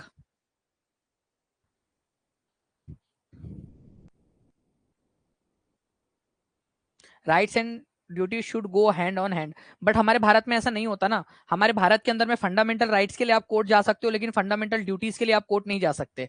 आपने अपनी अपने अपनी अपनी जिम्मेदारी समझ के करना चाहिए यहाँ पर में, ये वाली बात यहाँ पर में बोली गई है बेसिकली। ठीक है, ओके। अब देखिए फ्रेंड्स, आप लोगों की 11 जो फंडामेंटल ड्यूटीज है उसकी मैं बात कर रहा हूँ यहाँ पर मैं। अब देखिए हमेशा जो है ना आप लोगों को मैं आप लोगों को बता दूं कि हमेशा अलग अलग विचार होंगे। जैसे फॉर एग्जांपल अगर मैं पढ़ा रहा हूँ तो मेरा पढ़ाने का एक अलग स्टाइल है। मेरा पढ़ाने का स्टाइल है कि मैं कॉमेडी वे के अंदर मैं आप लोगों को पढ़ाता हूँ। ठीक है, कभी मैं आपको जोक सुना देता हूँ, कभी शायरी सुना देता हूँ। कुछ फूफा जी टाइप के लोग होते हैं जो बोलते हैं कि सर पढ़ाने के ऊपर में करो, ये क्यों कर रहे हो, वो क्यों कर रहे हो। मतलब उन लोगों की एक अलग ही भसड़ मची रहती है। ठीक है, एक अलग ही भसड़ मची होती है उन लोगों को। चुपचाप जो जो काम की चीजें वो अपना लेके निकल जाओ, मतलब क्या है उसके अंदर में रखा हो। ओके, आशीष जी मैंने पढ़ लिया है उसका। आप ये करोगे तो पता है क्या होगा, अभी मैं दिखाता हूँ आपको।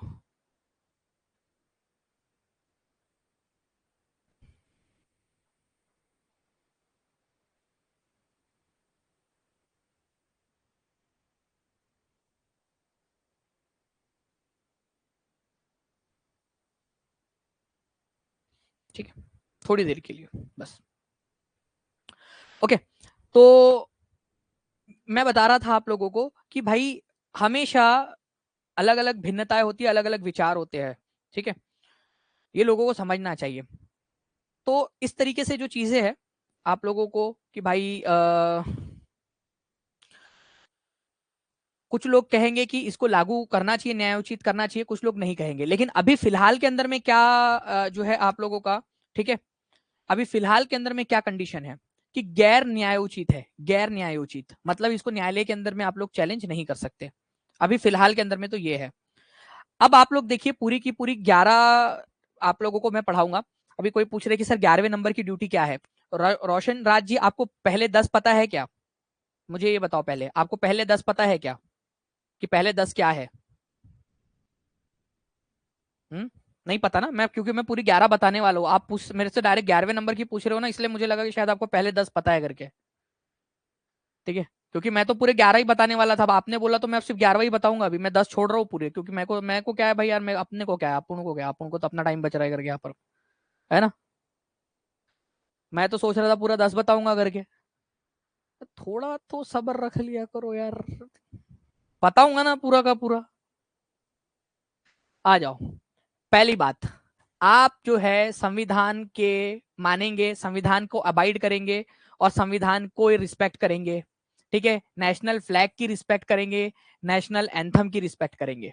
ठीक है, ये बात समझ लो आप लोग। मैं हिंदी में भी बताऊंगा, डोंट वरी। ठीक है, आप संविधान का पालन करेंगे, करेंगे कि नहीं करेंगे, हाँ या ना बता दो जल्दी जल्दी से। संविधान का पालन करेंगे, ठीक है, संविधान का पालन करेंगे, संविधान का जो है रिस्पेक्ट करेंगे, और संविधान के आदर्शों को, उसकी संस्थाओं को, राष्ट्रध्वज को, राष्ट्रगान का आदर करेंगे। करेंगे आप लोग? चलो ठीक है, ये पहला वाला आप लोगों का है। उसके बाद में अगर मैं बात करूं आप लोगों से फ्रेंड्स, दूसरी वाली बात आप लोगों की, ठीक है, स्वतंत्रता के लिए हमारे राष्ट्रीय आंदोलन को प्रेरित करने वाले उच्च आदर्शों को हृदय में संजोए रखेंगे और उनका पालन करेंगे। देखो क्या करना है बेसिकली, ये क्या कह रहा है, स्वतंत्रता के लिए हमारे राष्ट्रीय आंदोलन को प्रेरित करने वाले उच्च आदर्शों को हृदय में संजोएंगे और उनका पालन करेंगे। ठीक है, follow the ideals of freedom struggle.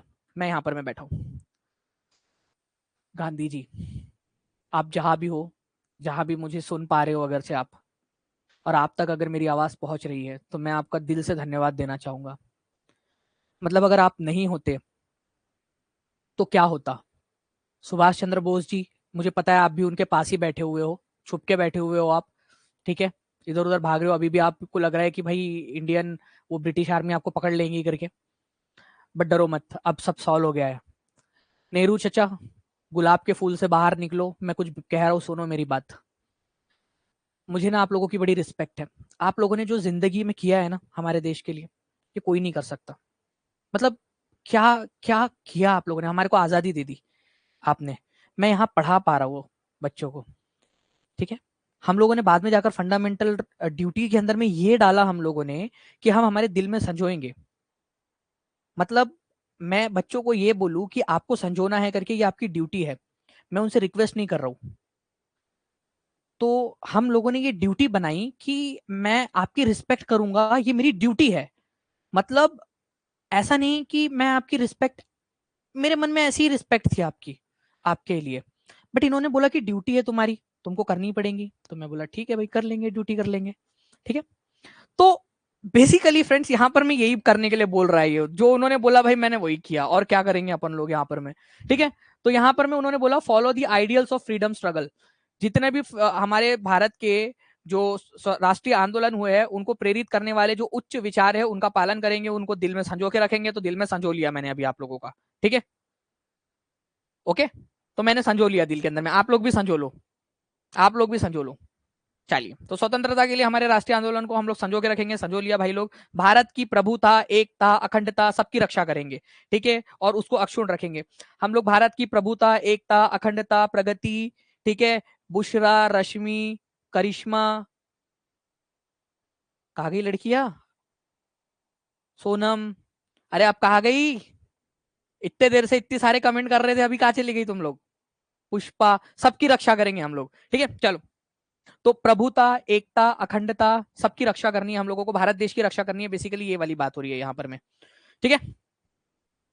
ये वाली याद रखना है आप लोगों ने। तो प्रभु मतलब देश की एकता और अखंडता की रक्षा करनी है हम लोगों ने, देश की इज्जत भी बचानी है और देश को टूटने से भी बचाना है आप लोगों ने।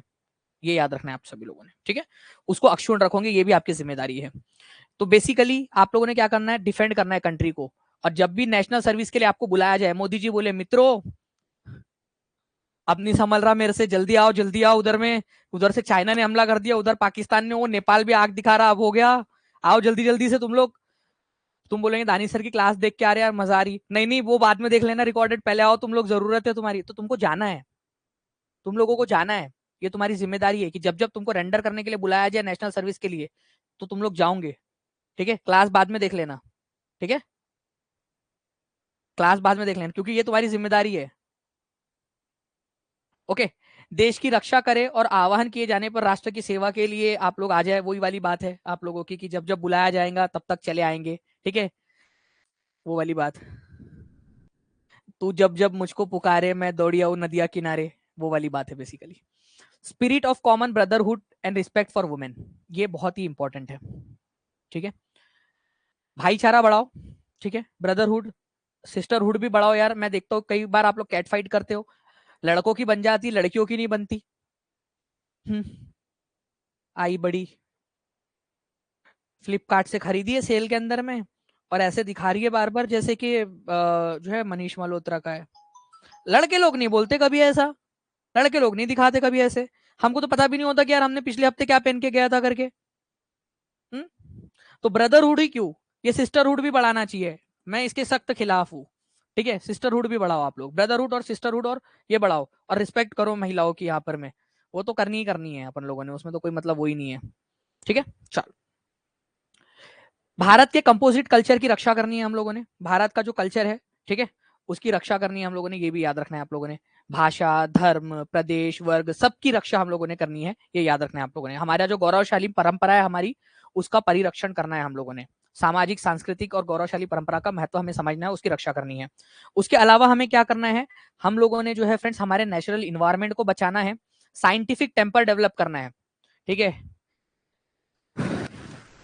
अब मैं इस पर क्या कहूँ आप लोगों से, साइंटिफिक डेवलप टेम्पर जो है आप लोगों ने डेवलप करना है, साइंटिफिक टेम्पर आप लोगों ने डेवलप करना है, ओके।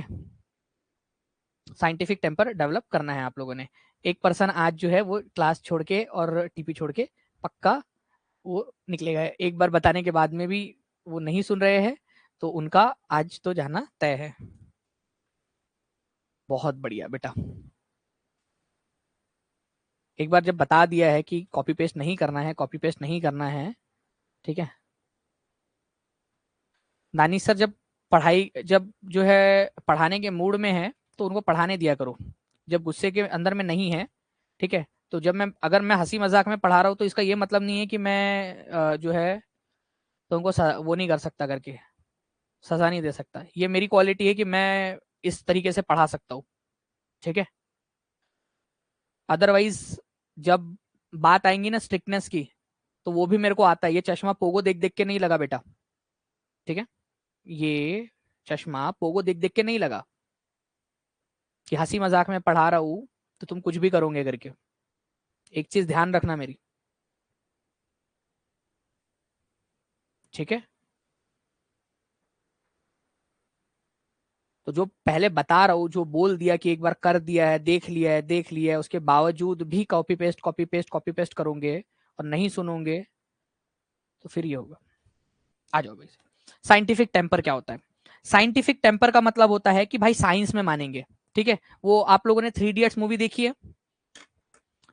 आप लोग देखा है आप लोगों ने कि जब भी आप वो 3 इडियट्स के अंदर में वो शादी में घुस जाते हैं, वो पूछते किसके तरफ से आए हो, वो बोलता लड़के वालों की तरफ से तो आए नहीं, लड़की वालों की तरफ से भी नहीं आए, तो हम किसके तरफ से आए? हम साइंस की तरफ से आए। मतलब बेसिकली आप लोगों ने अंधविश्वास वगैरह में नहीं मानना है, आपने साइंस में मानना है बेसिकली, ठीक है। साइंस में मानना है, ठीक है। बागेश्वर बाबा, ठीक है, योगेश्वर बाबा, ठीक है, दानिश बाबा, ठीक है, या फिर आप लोगों का या फिर आप लोगों का और कौन कौन से है, मतलब बाबा राम रहीम, मतलब बहुत सारी जो चीजें हैं और भी है, अलग अलग अलग अलग अलग अलग अलग, ठीक है। उनके इसके अंदर में नहीं आना है आप लोगों ने साइंटिफिक टेम्पर रखना है। आपने झाड़ फूक जादू टोना ये सब नहीं करना है आप लोगों ने, ओके। हाँ, उवैसी बाबा, कोई भी, सब सब किसी के भी इसमें नहीं आना है। आप लोगों ने साइंटिफिक टेम्पर रखना है हमेशा, ठीक है, ओके। हमेशा साइंटिफिक टेम्पर रखना है। आसाराम बापू, हाँ बिल्कुल। अब मैं देखो, मैं किसी का भी यहाँ पर मैं वो नहीं कह रहा कि वो सही है या गलत है, मैं आपको ये बता रहा हूँ कि संविधान में ये बोला है। हो सकता है संविधान गलत हो और वो सही हो, ये भी हो सकता है, मेरे को क्या पता, ठीक है। मैं जब मरूंगा मेरे को तब पता चलेगा कि वो कौन सही था करके। मतलब एक्चुअल में अभी तो मेरे को कुछ भी नहीं पता, ठीक है, कौन सही है कौन गलत है। अभी फिर तो फिलहाल संविधान ने ये बोला है कि साइंटिफिक टेम्पर रखना है तो रखना है भाई, बस खत्म हो गई बात, ओके। तो साइंटिफिक टेम्पर का मतलब कि आप लोगों ने साइंटिफिक विचारधारा रखनी है, साइंस जो बोलता है उसको सुनना है, ना कि अंधविश्वास के अंदर में रखना है आप लोगों ने, ठीक है। चलो, पब्लिक प्रॉपर्टी की सेफगार्ड करनी है आप लोगों ने, वो ही नहीं कि बस तोड़ो, ठीक है, वो वाला नहीं करना है आप लोगों ने। तो पब्लिक प्रॉपर्टी की सेफगार्ड करनी है। अभी कितने लोगों ने सेफगार्ड की थी पिछले 2-3 दिन पहले? ओके, तो बता दो, पब्लिक सेफगार्ड करनी है। एक्सेलेंस के तरफ में हमेशा आगे बढ़ना है। हम आगे बढ़ेंगे, हम होंगे कामयाब एक दिन। हम जो है बीपीएससी क्लियर करेंगे, डी ट्रिपल एस भी क्लियर करेंगे, यूपी टेट भी क्लियर करेंगे, यूपीएससी भी क्लियर करेंगे, जरूरत पड़ी तो चाइना में जाके क्लियर करेंगे, और वहां का भी क्लियर हो गया तो पाकिस्तान में भी जाके क्लियर करेंगे और उसको हमारे देश में मिला लेंगे, ठीक है। अमेरिका के अंदर में दे सकते हैं क्या हम लोग? हाँ, मतलब देख लेंगे वहां का भी, अगर कुछ रहा संविधान में चेंज करा के कर लेंगे हम तो कुछ भी। हमेशा एक्सेलेंस की तरफ में आगे जाना है हम लोगों ने, हमेशा अच्छी सोच रखनी है, आगे बढ़ने वाली सोच रखनी है हम लोगों ने, ठीक है। तो हम लोगों ने क्या करना है, हम लोगों ने हमेशा उत्कृष्टता की ओर बढ़ने की तरफ में करना है, निरंतरता, निरंतर जो है नई नई ऊंचाइयों को छूना है हम लोगों ने। ऐसा मैं नहीं कह रहा, मैं कह रहा हूं कि ये संविधान ने कहा है आप लोगों से, ये मैं नहीं कह रहा, कि निरंतर नई नई ऊंचाइयों को छूना है। पहले बीपीएससी क्लियर करेंगे, यू डी ट्रिपल एस भी क्लियर करेंगे, यूपीएससी क्लियर करेंगे, चाइना की, पाकिस्तान की, अफगानिस्तान की, और उसके बाद में यूएसए की भी जाके क्लियर करेंगे, और जरूरत पड़ी तो मार्स ग्रह के ऊपर में, मंगल ग्रह के ऊपर में नया कोई पीसीएस बनाएंगे और उसको भी क्लियर करेंगे, क्योंकि नई नई ऊंचाइयों को तो छूना ही है हम लोगों ने। सतत प्रयास करना है बिना रुके, एक भी हो गया तो खत्म। तो भाई ये वाली भी बात है। अब मैं क्यों बता रहा हूँ ये आप लोगों को बाद में समझ में आएगा। अगर मैं कोई चीज पे स्ट्रेस दे रहा हूँ ना, बिना मतलब के नहीं देता, समझ जाना कि कोई ना कोई इसमें इंपॉर्टेंट बात है आप लोगों की, जब मैं स्ट्रेस दे रहा हूँ तो समझ जाना। लास्ट वाला, वो भाई साहब कहा गए, वो 11वें नंबर वाले, ठीक है।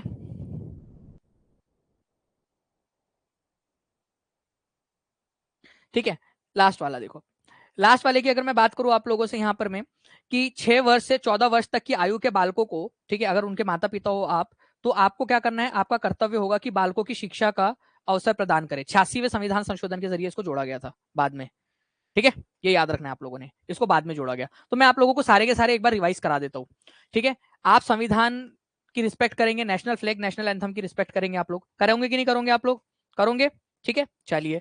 उसके बाद में फ्रेंड्स आप लोगों से बोला गया है कि आप लोग जो है संविधान के अंदर में जो हमारे हमारे जो फ्रीडम स्ट्रगल हुए हैं उनकी आप लोग जो है अपने दिल में संजो के रखोगे। मैंने संजो के रखना कैसे रखना है वो भी बता दिया आप लोगों को। रखोगे कि नहीं रखोगे? संजो के रखोगे ना? चलिए ठीक है, संजो के रखना है आप लोगों ने। उसके बाद में जो है फ्रेंड्स अगर मैं आप लोगों से बात करूं कि हमारे भारत के संविधान के अंदर में सोवरेनिटी, यूनिटी, इंटीग्रिटी को आप लोगों ने संभाल के रखना है। ठीक है, वो भी आप लोगों को करना है। ठीक है, नेशनल स्ट्रगल जो हमारे देश के राष्ट्रीय आंदोलन को प्रेरित करने वाले आदर्श उनको संजो के रखना है आप लोगों ने। उसके बाद में हमारे देश में पर्यावरण को, ठीक है, पर्यावरण को बचा के रखना है आप लोगों ने। वैज्ञानिक दृष्टिकोण जो है आप लोगों ने डेवलप करना है, साइंटिफिक टेम्पर। ठीक है, इसके अलावा साइंटिफिक टेम्पर के साथ साथ में मैं आप लोगों को बता दूं, यहाँ पर में एक बात ये बोली गई है कि मानवतावाद और ज्ञान अर्जन की तरफ में भी आप लोगों ने ध्यान देना है। मानवता मतलब वैज्ञानिक, वो पशु बलि वगैरह जो देते हैं ना, उसको उसको रोकने के लिए बेसिकली ये बोला गया आप लोगों का कि भाई वैज्ञानिक दृष्टिकोण रखो, नहीं तो पता चले यहाँ पर में कि लाओ जी बीपीएससी क्लियर करना है, ठीक है, लाओ किसी का बच्चा किडनैप करके लाओ, ठीक है, पशु बलि दो, नहीं पशु बलि नहीं, क्या बच्चा बलि दो, उसके बाद में आपका बीपीएससी क्लियर हो जाएगा। ऐसे भी होता था पुराने जमाने में, आप लोगों को पता है? इस तरीके के भी लोग रहे हुए हैं, बलि वगैरह देते थे लोग, आपको पता है ना पहले, या कुछ भी काट पीट करके या वो सब। तो मानववादी विचारधारा रखनी है, किसी को नुकसान नहीं पहुंचाना है, झाड़ फूक नहीं करना है, ये सब वो सब वैज्ञानिक दृष्टिकोण रखना है। ठीक है, ज्ञान अर्जन की तरफ में और सुधार की तरफ में हमेशा ध्यान देना है आप लोगों ने, ये वाली बात की गई थी। इसके अलावा मैं बात करूं, आप लोगों को हमेशा एक्सेलेंस की तरफ में आगे बढ़ना है, हमेशा आगे बढ़ते रहना है, आगे बढ़ते रहना है, आगे बढ़ते रहने की कोशिश करनी है आप लोगों ने। ठीक है, और अगर ये वाला ये है 11वें नंबर का, वो 11वें नंबर वाले भाई साहब दिख नहीं रहे, ठीक है, तो वो ऑल पेरेंट्स और जो गार्जियन है उन लोगों ने अपने बच्चों को, ठीक है, ये करना है आप लोगों ने। सर क्या आर्टिकल नंबर 48 के अकॉर्डिंग काऊ हत्या को नहीं रोक सकते? नेहा रानी जी आप बताओ कि आर्टिकल नंबर 36 से लेकर 51 तक किस में आता है? उनका डाउट क्लियर कर दे। तो 36 से लेकर 51 तक किस में आता है? डीपीएसपी में आता है, डीपीएसपी में। जब तक जो जो राज्य इसमें कानून बनाएगा उस राज्य के अंदर में ये बंद रहेगा। ठीक है, कानून बनाने ये कंपलसरी नहीं है ना, कंपलसरी नहीं है। तो जब जो जो इस पे कानून बनाएगा वहां लागू होगा, जो कानून नहीं बनाएगा वहां लागू नहीं होगा। जैसे गोवा में नहीं है लागू, गोवा के अंदर में आप कितना भी कर सकते हो, मणिपुर नागालैंड चले जाओ वहां पर में लागू नहीं है ये वाला कानून बनाया ही नहीं उन्होंने, आर्टिकल 48 को अभी तक लागू नहीं किया उन्होंने, क्योंकि ये कंपलसरी नहीं है। सरकार जब चाहेंगी तब तक होगा। अगर केंद्र सरकार कानून बना देंगी तो सब पर लागू हो जाएगा, लेकिन केंद्र सरकार बना नहीं रही है, क्योंकि केंद्र सरकार को भी अपनी राजनीति करनी है, सबको अपनी अपनी करनी है, सबने अलग अलग बिजनेस को भी देखना है, क्योंकि गोवा की एक बहुत बड़ी इकोनॉमी जो है इसी के ऊपर में बेस्ड है, इस वजह से।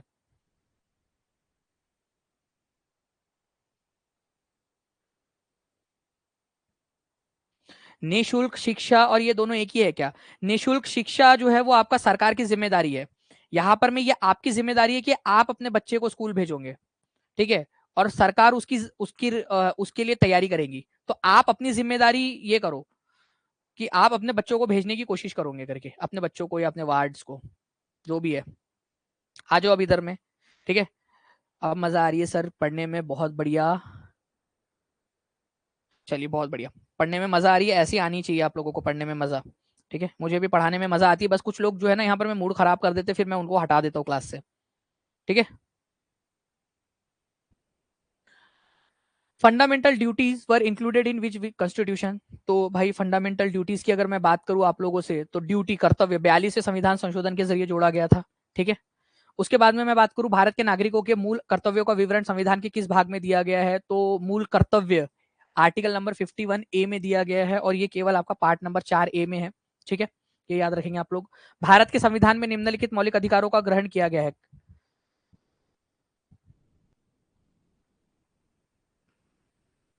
अरे वो सोवियत रशिया से लिया गया है, वो सोवियत संघ जो था वो इंग्लिश के अंदर में वो रशिया को उसने थोड़ा सा लिखा नहीं ठीक से। ठीक है, सोवियत संघ जो है ना वो आप लोगों का उससे लिया गया था, वो डिसॉल्व हो गया ना 1991 1992 के अंदर में, वो 1991 के अंदर में वो 15 भाग में बढ़ गया था वो। पहले बहुत बड़ा था, बहुत सारे देश थे, वो यूक्रेन उक्रेन सब, यूक्रेन रशिया उज्बेकिस्तान, ये सब एक ही थे पूरे के पूरे। कितने मौलिक अधिकार है अभी? तो कितने मौलिक अधिकार है अभी? 11 है टोटल। पहले 10 थे, अब 11 है। सारा चीज याद हो गई सर अभी की अभी। चलो बहुत अच्छी बात है, ठीक है। ऐसे ही आगे भी याद करवा दूंगा। कब शामिल किया गया था? 1976 में शामिल किया गया था, 42 संविधान संशोधन के जरिए, ठीक है। क्वेश्चन, कर्तव्यों का विवरण किस भाग में दिया गया है? तो भाग 4A में, ठीक है, या भाग 4 क। क ख ग घ ए, क पहले आता है ना, इस वजह से हिंदी में क पहले है। किसकी सिफारिश पर किया गया था? तो इस दर्दे दिल की सिफारिश किसने की थी मूल कर्तव्य की? तो ये सिफारिश की गई थी स्वर्ण सिंह कमेटी, ठीक है, इनके द्वारा। उस समय में प्रधानमंत्री थी, इमरजेंसी का समय चल रहा था, इंदिरा गांधी प्रधानमंत्री थी उस समय में।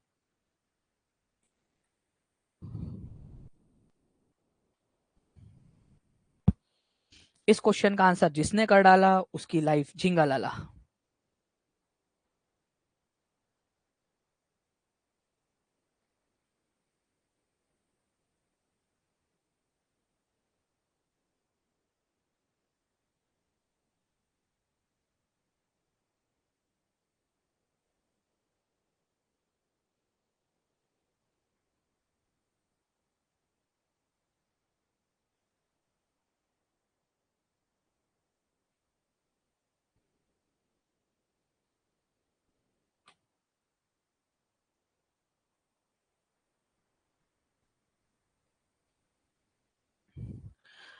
बहुत बढ़िया, ठीक है।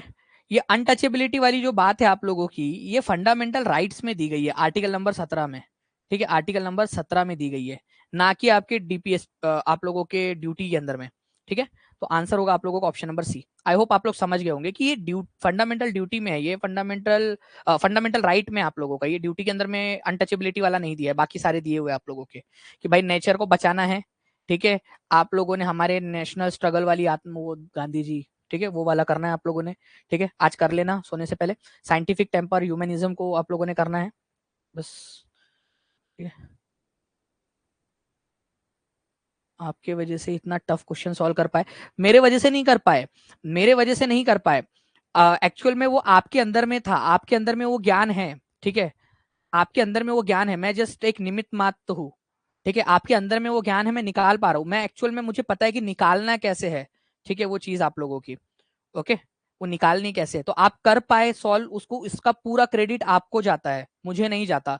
मैंने किया है बस काम अपना, मैंने आपको समझा पाया। अगर आपको ऐसा लगता है कि आप इतना टफ क्वेश्चन भी कर पाए हैं, तो ये इसका पूरा क्रेडिट आपको, आपके लिए है, ठीक है। Thank you Sonam ji, and thank you very much everyone for writing your beautiful comments, thank you very much, ठीक है, थैंक यू।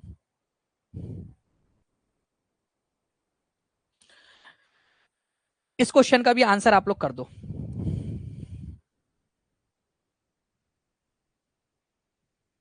यूएसए से लिया गया था ना, आपने अभी कुछ और बताया, ये क्लियर कर दो। शाजिया आफ्ताब जी, आपका ध्यान नहीं है, हमने बात की थी पहले प्रियम्बल की, पहले हमने प्रियम्बल की बात की। प्रियम्बल को हिंदी में प्रस्तावना कहा जाता है, प्रस्तावना। वो हम लोगों ने लिया था यूएसए से, ठीक है, यूएसए से। यूएसए का मतलब होता है यूनाइटेड स्टेट्स ऑफ अमेरिका, ठीक है, अमेरिका से लिया था। अभी जो हम लोग पढ़ रहे हैं वो दूसरा टॉपिक है। अब जो हम लोग पढ़ रहे हैं वो हम लोग पढ़ रहे हैं, ठीक है, फंडामेंटल ड्यूटीज, ठीक है, फंडामेंटल ड्यूटीज, मूलभूत कर्तव्य आप लोगों के, आपके कर्तव्य क्या है, ठीक है, कर्तव्य पढ़ रहे हैं हम लोग। ये हम लोगों ने जो है यूएसएसआर से लिया है, यूनाइटेड, ठीक है, union of Soviet socialist Republic, लिख भी देता हूं यार आप लोगों के लिए, union of Soviet, Soviet socialist, socialist Republic. ये पहले हुआ करता था, बट अब ये टूट गया है, अब ये टूट गया है 1991 के अंदर में, ये 11 देशों में टूट गया, जिसमें से सबसे बड़ा भाग इसका रशिया है, ठीक है। ये फंडामेंटल ड्यूटी की बात हो रही है, ये प्रस्तावना की बात हो रही थी, प्रस्तावना यूएसए से लिया है, फंडामेंटल ड्यूटी यूएसएसआर से लिया है। अब बात देखो यहाँ पर मैं आप लोगों की, ठीक है, ये मिटा दूं मैं पूरा, हो गया ना डाउट क्लियर आप लोगों का ये, ठीक। इधर देखो ध्यान से, ऑप्शन एलिमिनेशन की निंजा टेक्निक, ठीक है, ऑप्शन एलिमिनेशन ध्यान से देखना आप लोग।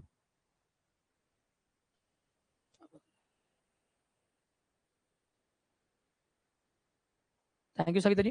देखिए यहाँ पर मैं हम लोगों को एक्सेलेंस तो करना ही करना है ऑल एरियाज में।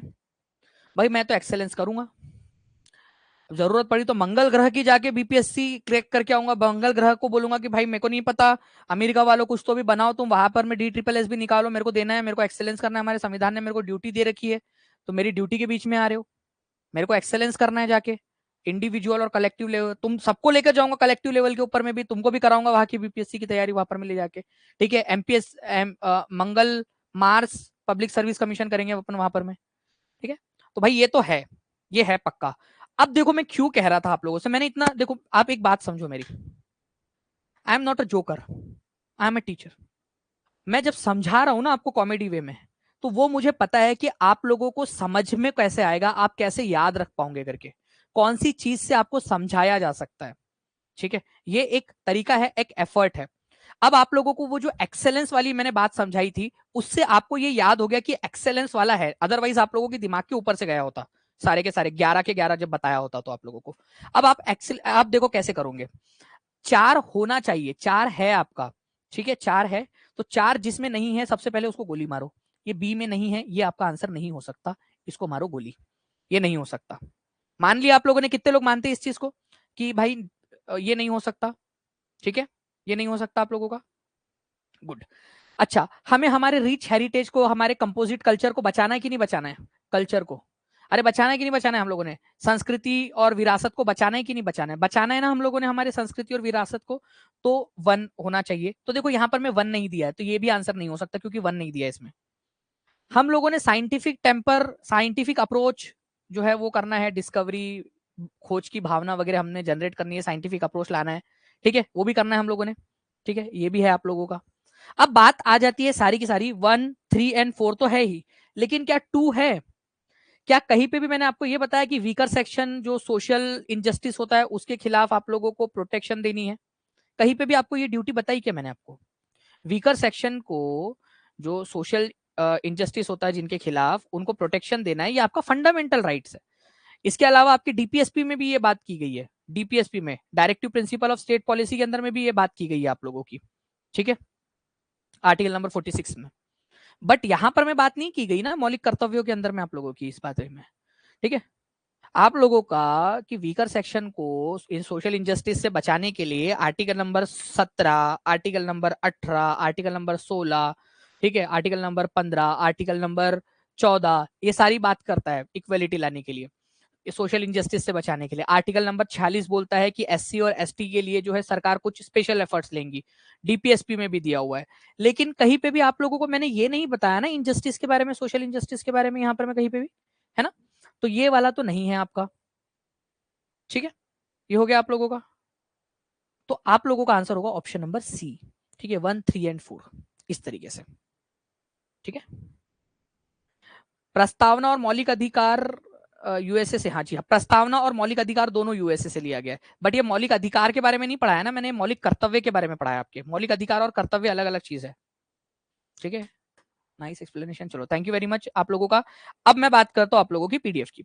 ठीक है, डीपीएसपी वाला जो पीडीएफ है आप लोगों का, वो मेरे ख्याल से तो मेरे पास नोटिफिकेशन आ गया कि अपलोड हो गया है करके। ठीक है, बाकी का जो है वो भी कर रहे हैं अपलोड आप लोगों का, धीरे धीरे धीरे धीरे वो भी अपलोड हो रहा है पूरा का पूरा। तो कुछ चीजें जो है ना, जब जिस समय में पढ़ रहे होते उस समय में ध्यान दे दिया करो। इसमें नुकसान जो है वो किसका होगा वो आप समझ सकते हो, कि नुकसान आप ही का होगा कि जिस समय में जो मैं चीज पढ़ा बता रहा हूँ वो उस समय में आपका ध्यान नहीं रहेगा। ठीक है, मजा आ गया, मुझे भी मजा आ गया पढ़ा के, आप लोगों को भी मजा आ गया, बस ऐसे ही आप लोग करते रहिए अच्छे से। ठीक है, कभी नहीं भूल सकते, बहुत अच्छी बात है। ठीक है, तो बस ये करते रहिए। इसके अलावा जो है फ्रेंड, जितने भी आप लोगों के जो भी दोस्त वगैरह हो गए, बस लास्ट 4 दिन बचे हैं, उसके बाद में एक भी बच्चे का नहीं होगा यहाँ पर में एडमिशन। और अगर अब निकाले जाओगे अगर से यहाँ से, तो अब तो बिल्कुल भी आप लोगों की एंट्री बिल्कुल पॉसिबल नहीं है, कि अगर सोच रहे होंगे कि दूसरे नंबर से कर लूंगा, ये कर लूंगा, वो कर लूंगा, तो पहले तो उस मोबाइल से नहीं कर पाओगे, क्योंकि आईपी एड्रेस ही ब्लॉक कर देते हम लोग तो डायरेक्टली, क्योंकि वो बच्चा ही चाहिए नहीं होता, चाहे डबल पैसा भी देकर आए, वो बच्चा ही नहीं चाहिए होता है हमें। आईपी डायरेक्ट डायरेक्ट आईपी ही ब्लॉक कर देते हैं हम लोग। ठीक है, दूसरी चीज, अगर कोई दूसरे मोबाइल से भी सोच रहे होंगे या कुछ कर रहे होंगे, तो वो भी नहीं कर, वो भी अब 4 दिन बाद से अलाउ वो नहीं होगा आपका। ठीक है,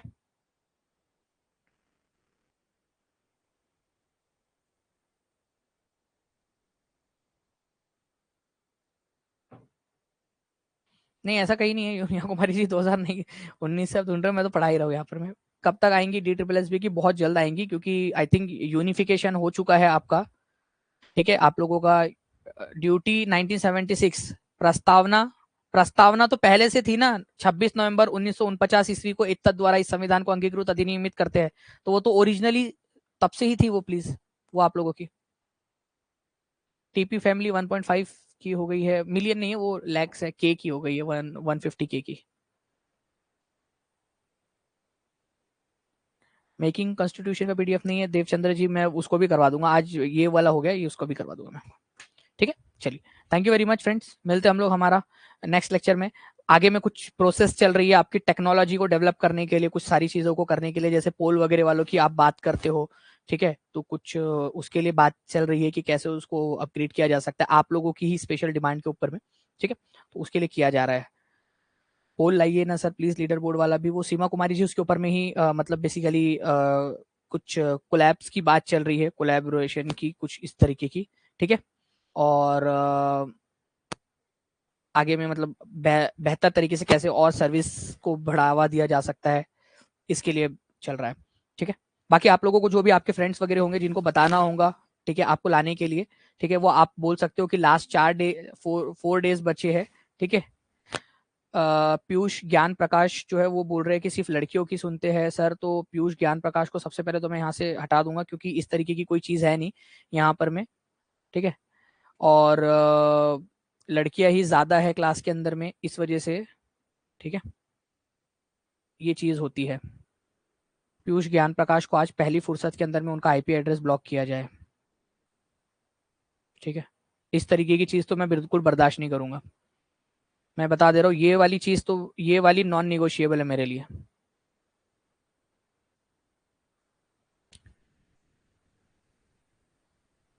ओके, कई बार तो उल्टा मैं ऐसा होता है कि लड़कों को ढूंढ रहा होता हूँ कि लड़के हैं कहाँ पर में करके, लड़कों के मैसेज नहीं मिलते, इतनी सारी लड़कियां हैं।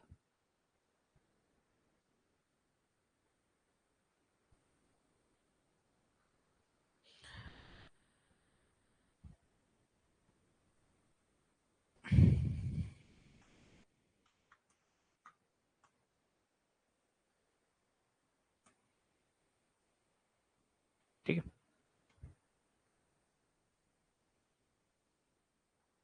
हाँ उनका जाने का मन हो गया, वो हो गया उनका भी, उनका उनका पूरा आईपी मैंने लिख दिया वहां पर, मैं आईपी बंद करने के लिए उनकी। ठीक है, चलिए मिलते हैं हम लोग हमारे नेक्स्ट क्लास के अंदर में फ्रेंड्स, तब तक के लिए thank you very much, take care and bye, God bless you all, thank you, bye. किसी दिन हम लोग एक ऐसा ही सेशन करेंगे जिस दिन हम लोग पढ़ाई नहीं, ऐसे ही हम लोग बात करेंगे, आप लोगों के जो सवाल जवाब है, जो सारी चीजें उनके ऊपर में हम लोग, ठीक है, उसके ऊपर में डिस्कशन करेंगे, बस थोड़ा सा समय दे दो। ठीक है, ये हो जाएगा मोस्ट प्रोबेबली, हम लोग 15 तक कोशिश कर रहे हैं कि 15 से 20 तारीख के बीच में हम लोग उसको कर दे करके। ओके, चलो बाय, थैंक यू।